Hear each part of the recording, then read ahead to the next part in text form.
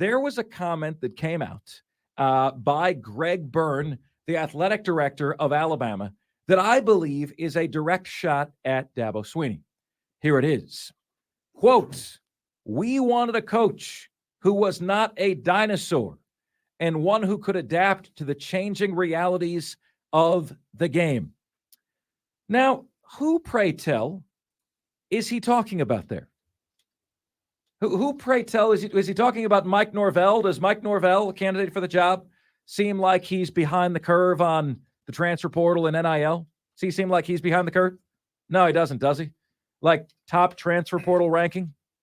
Dan Lanning, Oregon, other candidate mentioned. Does he seem like he's behind the curve? Have you considered that Oregon added Jordan Birch from South Carolina because they paid for Jordan Birch from South Carolina? Changing realities of the game. We wanted a coach who was not a dinosaur and one who could adapt to the changing realities of the game. Now, some people believe that they have confirmed that Alabama reached out to Dabo to have a conversation with him about the opening. Okay? That's polite. That's courteous. Okay? Many of us have had conversations about job openings that either we knew we wouldn't accept or we knew or they knew that they wouldn't offer us the job, right? Many of us have had those conversations. Sometimes you learn something about somebody. Sometimes it's a conversation for a potentially future opening, but not that opening. Sometimes it's just out of respect. Dabo, let's just say it, okay? He had a conversation perhaps with Alabama out of respect, all right? Now, maybe Alabama knew they weren't interested. Maybe they were interested. Maybe Dabo wasn't interested.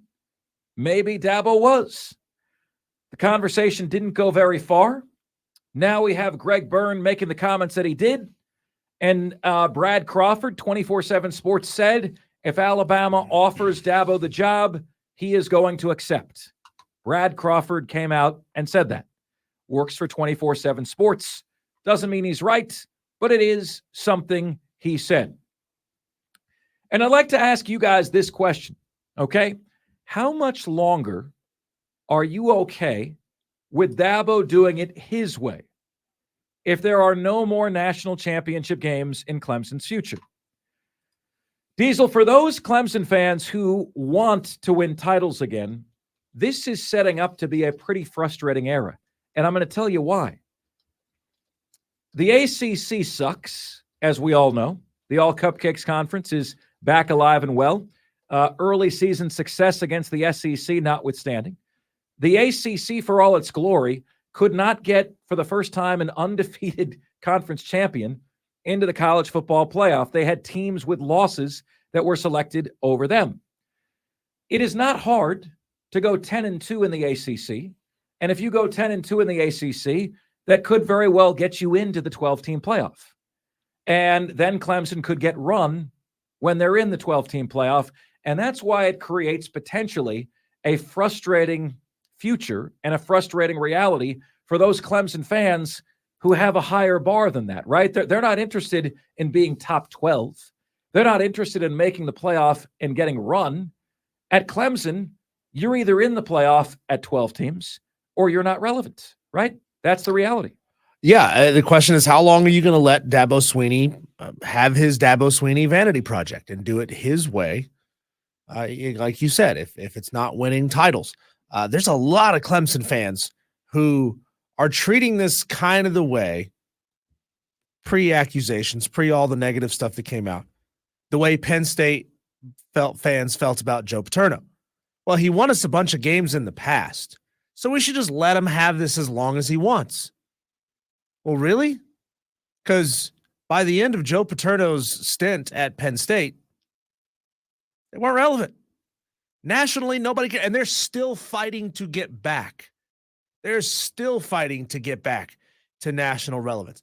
There's a lot of fans who would say maybe Penn State necessarily hasn't had that much national relevance to begin with. But is that what you want Clemson's football program to become? Penn State. This insular, we love our guy. He's been our guy for a long time. I know he hadn't won anything in a while, but man, wasn't it great 30 years ago when he was winning titles? Right. Is that what Clemson fans want to let Clemson become? Like, think about it this way. Think about where you were with Tommy Bowden. Are you willing to let your program get back to the Tommy Bowden era? As all you Clemson fans were thinking, oh man, 1981 was great. Wasn't 81 great? Our team was really good. We won a title. Yeah, 1981. And you were thinking that way in like 1998, 2000. What year did Dabo Swinney come to Clemson? Oh, I want to say 2009. Okay, so 2003, you were still feeling that way. 2005, you were still feeling that way. Do you want to go back to that feeling or not? That's the ultimate question. Do you want this program to fall back to Tommy Bowden level, Tommy Bowden era levels of And Dabo Swinney, let's confirm this, Diesel. 2008 was his interim year. 2009 was his first full season at Clemson. This is not one of these comments that we are making that are seeking to alienate Dabo even more. It is simply an honest question, seeking an honest answer, because I want you guys to know Greg Byrne is talking about Dabo here. He's talking indirectly about your coach, but it is pretty damn direct if you ask me, because the only person on the candidates list for the Alabama job that would have fit that description is Dabo Swinney. He's been coaching a long time. He's digging his heels in. We had Don Munson say on this show, look, Brad Brownell will take part in bidding wars for players. They bid on Joe Girard. They won the bidding war. Dabo's not going to do that. Why? I don't know. You know, like it sounds like he's telling you why Dabo was not his first choice. Now, if you're a Clemson fan, you're thrilled because maybe, just maybe, Dabo's reticence to get with the times and stay current is why he's still your coach, right? Maybe that's why he wasn't Alabama's first choice, and Alabama didn't throw him a blank check that Dabo Swinney could not turn down.